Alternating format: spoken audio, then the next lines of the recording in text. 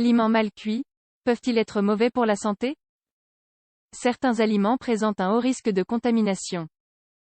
Il est donc important de garantir leur cuisson pour éviter des intoxications alimentaires. Nous allons ici vous dire desquels il s'agit et quelles sont les mesures préventives à prendre en compte. Au cours de ces dernières années, la consommation d'aliments crus a augmenté. Ceci est dû à l'influence des cuisines asiatiques et sud-américaines. Malgré cela, il y a certains aliments qu'il est nécessaire de cuire pour prévenir des complications. Que se passe-t-il si vous consommez des aliments mal cuits? La consommation d'aliments avec une cuisson inadéquate peut parfois dériver vers des intoxications ou des toxi-infections qui compliquent la santé.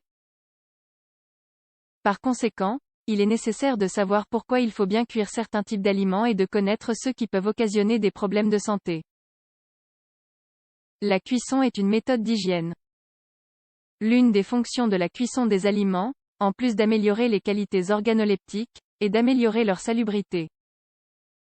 En soumettant un aliment à de hautes températures, nous nous assurons que les organismes vivants qui y habitent sont détruits.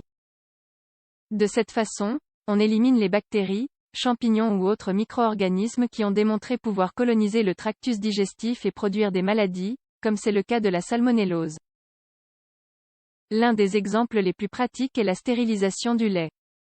Celui-ci est soumis à de hautes températures pendant de brefs instants pour garantir sa sécurité alimentaire. Une fois ce processus terminé, on peut le conserver dans un récipient fermé pendant assez longtemps, jusqu'à la date de sa consommation. On garantit ainsi l'absence de micro-organismes pathogènes. Attention avec les viandes.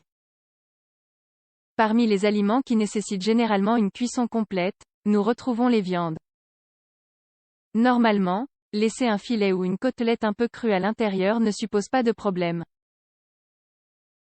Les organismes pathogènes se trouvent à la surface, par conséquent, il suffit de dorer la partie la plus externe du produit pour garantir sa sécurité. Néanmoins, les choses se compliquent quand nous parlons de viande hachée. Un exemple typique est celui des steaks hachés.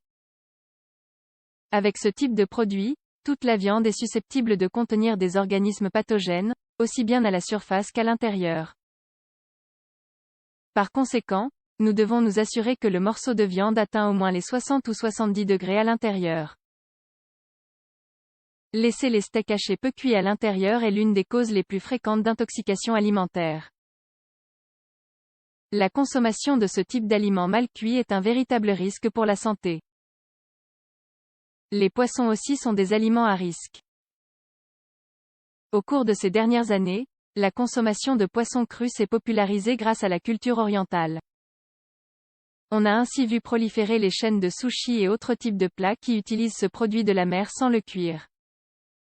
Néanmoins, pour que le poisson puisse être consommé cru, il doit passer par un processus de congélation préalable. De cette façon, nous garantissons la mort des micro-organismes présents ou l'inactivité de ces derniers. Consommer du poisson cru sans respecter les normes de sécurité alimentaire est extrêmement nocif pour la santé. L'organisme le plus dangereux dans ce type de produit est généralement l'anisakis, selon une étude publiée dans Diseases of Aquatic Organisms.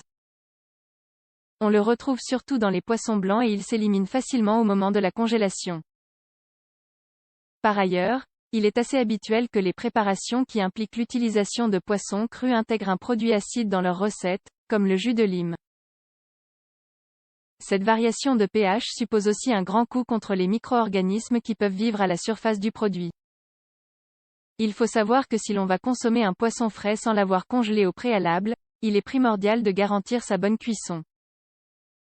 C'est à peu près la même chose qu'avec les viandes. Il est nécessaire, au minimum, de provoquer une cuisson au niveau de la partie externe du produit pour les poissons bleus, et une cuisson complète pour les poissons blancs. De cette façon, nous nous assurons que l'aliment ne sera pas susceptible de provoquer des maladies. Conclusion sur la consommation d'aliments mal cuits. Consommer des aliments crus ou mal cuits peut supposer un risque pour la santé. Il est intéressant de connaître l'origine du produit et de savoir s'il a été soumis à un processus de congélation préalable. Nous pouvons ainsi déterminer le risque de le consommer avec une méthode de cuisson incomplète.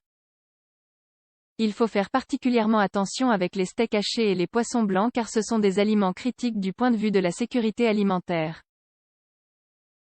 Au moment de consommer un aliment cru, il est important de le congeler pendant un certain temps. Par ailleurs, introduire un élément acide dans l'élaboration du plat pour varier le pH est généralement une bonne idée. De cette façon, nous garantissons la mort des possibles organismes pathogènes qui y vivent.